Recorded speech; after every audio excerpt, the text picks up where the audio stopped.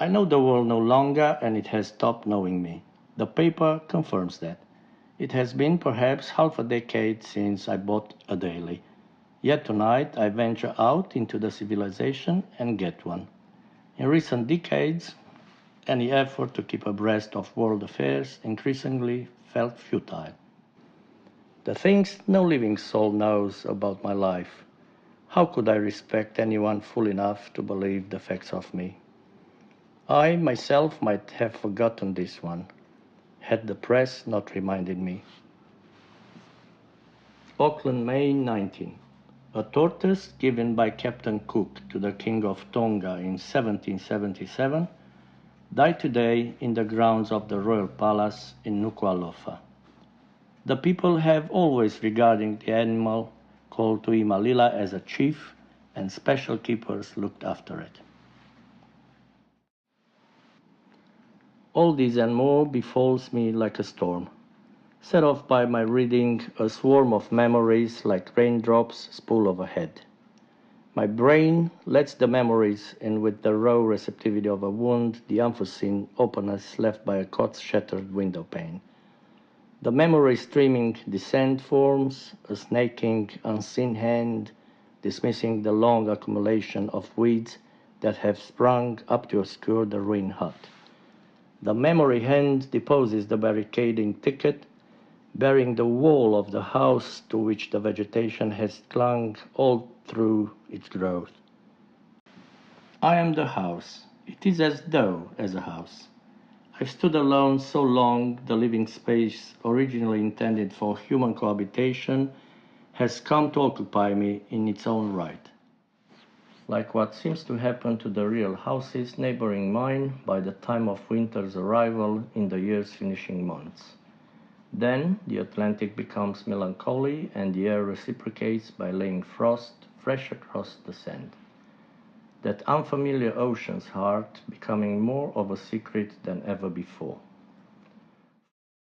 It's funny how after all these years I should become resident of a village that lives a half life only, with houses resurrected for the people only around the near equinoxes of June 19th and July 4. In the humid sun-endowed months, the people come in small bands, in the new kind of family that they have these days, in their new automobiles, new in every way, as the advertisement says. Under the fresh light of another year's summer, the people make their skin newly vermilion, crimson, and gold, like the tree leaves will do when autumn comes. Rose skin veiling red blood capillaries. Fall, they call it here. This is the time when the village begins to become mine again, when it starts playing dead for others. It suits me well to live in a place that sleeps and wakes on such a scale in such cycles.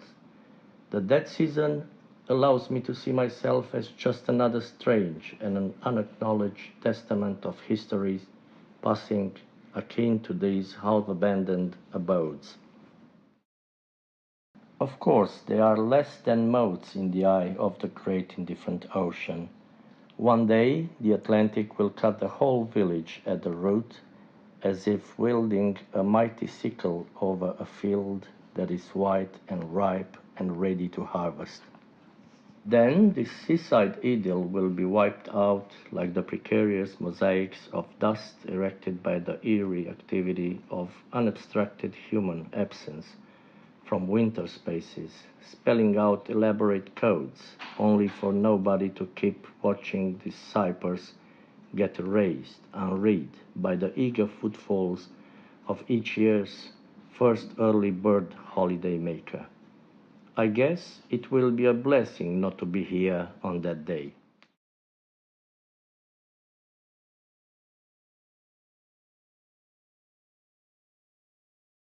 I am the last shape of rock, eroding like the number of people who know my birth name and its meaning.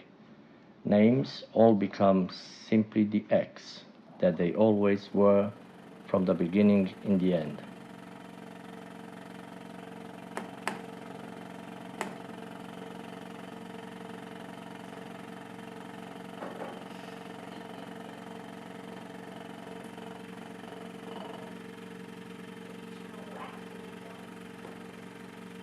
I must have viewed the human function of naming from every angle by now, bearing perhaps 100 during this vampire life I've led. Names ancient and names invented, honorific titles and jocund sobriquets, monikers from all corners. Being the last human relic of a forgotten nation, a label I gave myself to wear like a millstone, emptying tides back, it's reaching its deepest interpenetration of my flesh as I make this decision. I am the last shape of rock left behind by the sea, the last speck of sinking Lemuria, within your field of vision but beyond your touch.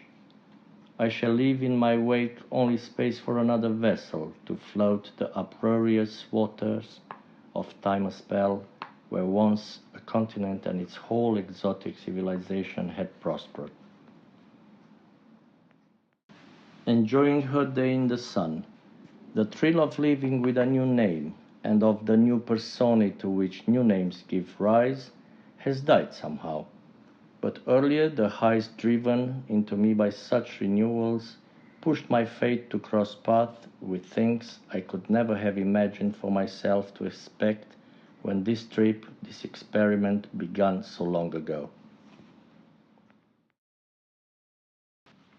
Yes, experiment is the name for this thing I've done, taking place within a time span whose vastness means nothing in the end, as the clock collapses and flattens out under the weight of the memory storm now inundating me.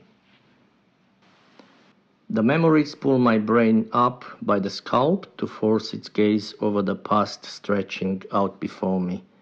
I see my life's journey has been like the trek into a long tunnel made by unknown hands, like a strong dream that visits for a night when dawn's relief is waylaid.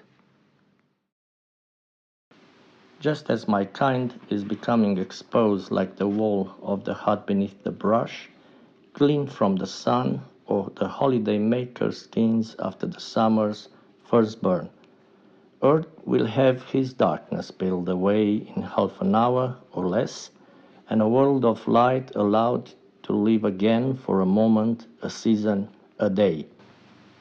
And I shall die. My heart yearns for the bright, dumb, insensitive, nothing that I pray to God that is like. My pulse quickens to the thought. I have not slept in deep quiet and deep black for more than 100,000 nights. There is no dark left for sleeping in today. The people keep it light at all times. I think of the trillion leaves of trees that will come next year without me. I remember that my soul feels desiccated without my body's permission. Here is the sun. I fall to the ground, choking to keep in the sick. Why bother to do so at this point, I cannot tell. My mouth wells with acrid saliva, the first thing I can recall tasting in more than 7 years. How illustrious and self-respecting my people were, especially when compared to me. Yes, how cruel and brave they were too, with their peculiar strength and their sharp humor, all disappear from this world without me now. So too is the caress of our language and the warmth of our breaths. Our words are no longer heard. The cringe is unexpected, but now my center of gravity is ambushed by the brute force of my veins' blood-throwing fits, freezing and surging, then ebbing away in welcome respite.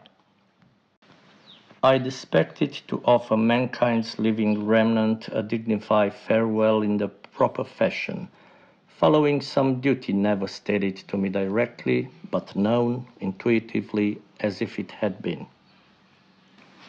I'd expected to stand tall and erect and noble in my passing away to join the rest of my tribe, along with all of antiquity and the tropics in books. Now you shall find me in hide-bound volumes of huddled pages only, strewn wide and far across the face of the earth, like the nomadic nations who are said to have disappeared without trace, still living in caverns leading deep into the ground, their true histories known only by God's angelic scribes, the recorders of history, or, if ever known to man, only by some fluke. That is how the sum of worldly knowledge is formed. I realize now, by weird accidents, that even man, in all their imaginative power, could never invent for themselves. Finally, I see, none of my life's labors shall bear any fruit to speak of. I swam the river a season or two longer than most, that is all. In the end, it was also much disturbance of dust, and not the half of life's promise.